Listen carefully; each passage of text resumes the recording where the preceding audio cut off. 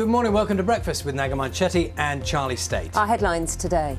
A helpline is launched and the government announces a review into sexual abuse in schools after thousands of allegations from students. France is about to enter a third national lockdown as COVID cases continue to rise. Calls to crack down on those who litter as lockdown restrictions ease after piles of rubbish were left in parks and on beaches. Millions set for a pay rise. Good morning. As the national living and minimum wage go up, but some council tax and energy bills are set to rise. How are you set for the new tax year? Good morning. England left it late, but in the end a rocket from Harry Maguire edged them to victory over Poland in the latest World Cup qualifiers, while Scotland secured their first win. And making a difference for motor neurone disease. After raising more than £2 million, rugby league legend Kevin Sinfield finds out how the money will help families.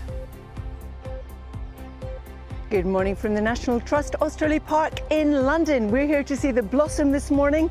It's a cold start, fairly cloudy for most, but it will be dry and some of us will see some sunshine. I'll have all the details coming up.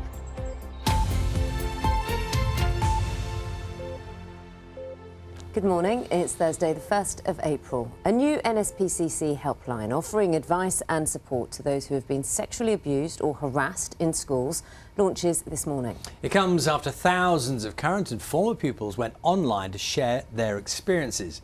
An immediate review of safeguarding policies in both state and private schools in England is to be carried out by Ofsted. Our education correspondent, Dan Johnson, has this report.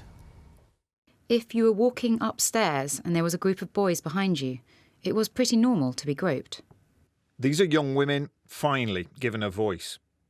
I got pressured into doing some stuff I was really uncomfortable with via FaceTime and such. There are now more than 11,000 of these anonymous accounts. He put his hand down my skirt. I didn't talk to anyone about it for a year. Harassment, abuse and assaults, mostly by their own classmates. There have been protests and walkouts, and in a sense, some schools have protected reputations before pupils. Now, there will be action. This, I feel, is a real watershed moment. I think there's lots more young people who haven't necessarily felt able to come forward. So the potential is there that, this could just be the tip of the iceberg. But we are very much prepared to support young people through this and ensure that their voices are being heard. What we wanted to do is take immediate action. That's why, working with the NSPCC, we have set up a helpline in order to be able to support victims. But why we're wanting to go further, and that is why we have asked Ofsted to be able to conduct a full review in terms of safeguarding in our schools to protect the best interests of our children. They're aware this could eclipse any previous major scandal, and it may raise wider issues about male attitudes and the standard of sex and relationship education. It needs to tackle topics like pornography, consent, what constitutes a healthy or an unhealthy relationship. And I'm afraid that young people are still saying it's not good enough. There are those gaps in the curriculum. This national conversation about how some men treat women now reaches to the youngest, who haven't felt safe, even at school. Dan Johnson, BBC News. Council bosses in Nottingham have closed 2 parks after footage emerged of people drinking and ignoring social distancing rules. Other towns and cities have also seen crowds descend on parks and beaches after the easing of lockdown restrictions, leading to reports of antisocial behaviour and littering. Our reporter Gita Pense is in Nottingham for us this morning, and many people had been enjoying the lovely weather that we've had the last couple of days and be really disappointed that the parks now, at least those 2, are closed. Yeah, absolutely, Naga. I mean, it's very quiet, as you'd imagine, here this morning, but that's the way it will stay because Nottingham City Council have closed 2 parks in the city because of mass gatherings that have taken place this week. So here at the Arboretum, which is right in the heart of the city centre, we saw footage emerge of large crowds gathering with very little social distancing on Monday. Some people were drinking, others were fighting, and we even saw people climbing trees. It was described as a frenzy.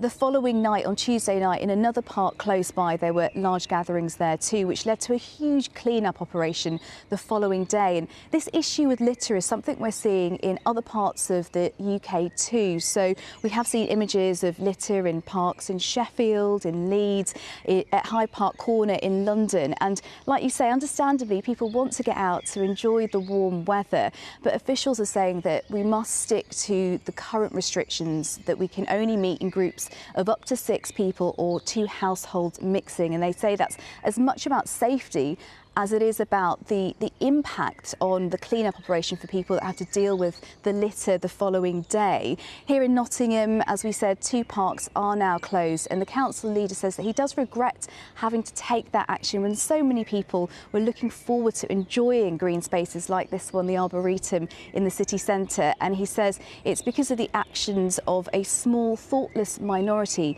that spoilt that. Geeta, thanks so much. Geeta Pensay there for us in Nottingham. More coronavirus, Parts of the economy are also reopening in Wales over the next few weeks. The easing will begin no earlier than April the 12th, when all pupils and students can return to school or university. Let's speak now to our correspondent, Mark Hutchins, who's in Cardiff for us this morning. So, Mark, there'll be a great deal of attention on what might change next. I know there is a roadmap in place. What are you expected to hear today? Well, I've taken the liberty of writing them down because there are a whole load of dates that are being released today by the Welsh Government. It's true that some activities have opened up ahead of the rest of the UK by now, but critics of the Welsh Government have said that the plan has been thin on dates. Well, today we've got oodles of them, so it's been confirmed that from April the 12th all pupils will be called back to school, and that travel in and out of Wales for people in the UK will be allowed, and that'll be a boost for the tourism industry. And let's look now at the new dates. April the 26th stands out, when outdoor attractions can open along with outdoor hospitality like beer gardens. So that is 2 weeks behind the current plan for England. On May the 3rd, organised outdoor activities can resume for up to 30 people, and wedding receptions can take place outdoors again for up to 30 people. A week after that, gyms and leisure centres can open for individual training but not for group exercises, and 2 households can meet indoors. And then on May the 17th, the plan is for a return for indoor activities, and after that the Welsh Government say they will look at indoor hospitality ahead of the spring bank holiday. And all this comes with a caveat that public health conditions continue to be met. One other date for your diary, May the 6th, that's when the Senedd elections take place, and that will determine the formation of the next Welsh Government and whether I'll have to amend my notes or not. Mark, thank you very much. More coronavirus lockdown restrictions are being eased in Northern Ireland today. Up to 6 people from no more than 2 households can now meet outdoors or in a private garden.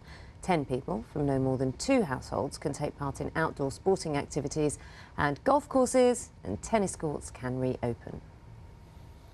Fewer than 1 in 5 people request a COVID test if they have symptoms, and the number who follow self-isolation rules is low. This is according to a study by King's College London. The research also revealed that a year into the pandemic, just half of those asked could identify the main coronavirus symptoms. Here's more from our health correspondent, Dominic Hughes.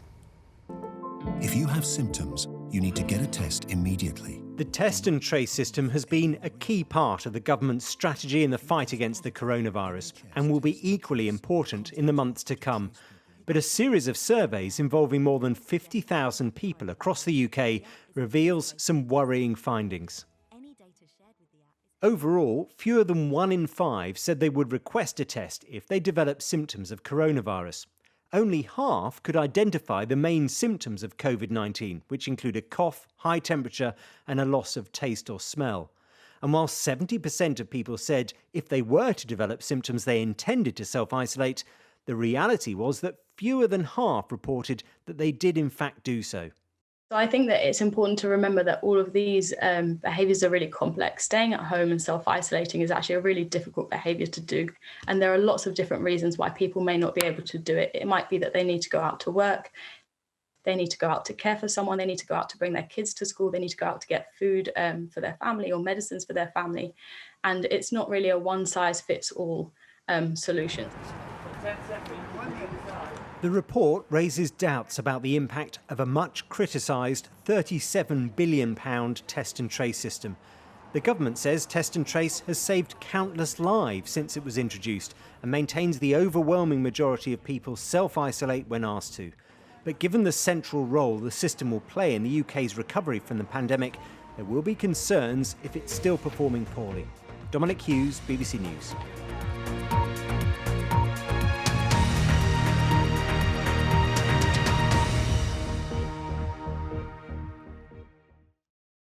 See the headlines as they happen and watch BBC News live in the app and get the full story with bbc.co.uk/news. Follow the story for all the latest with BBC News.